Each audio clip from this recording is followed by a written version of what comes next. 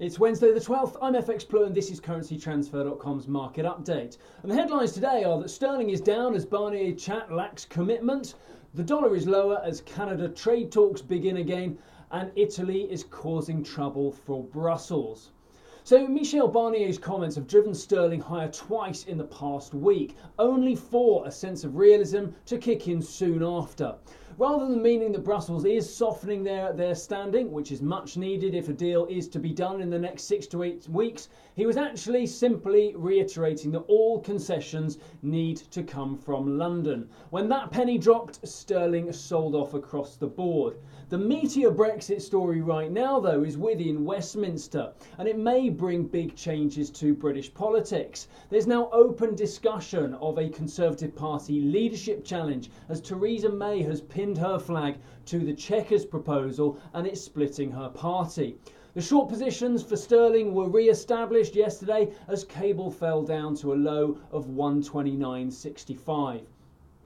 Trade talks have restarted in Washington with the hopes of reaching a deal by the October 1st deadline, but the NAFTA revamp is stuck on negotiations over Canadian dairy industry and about 2.5 million jobs that depend on unhindered trade continuing with the US. Canada therefore may need to make a few concessions now that the bilateral trade deal between Mexico and the US is now on the table. The dollar index closed around 95.10 yesterday.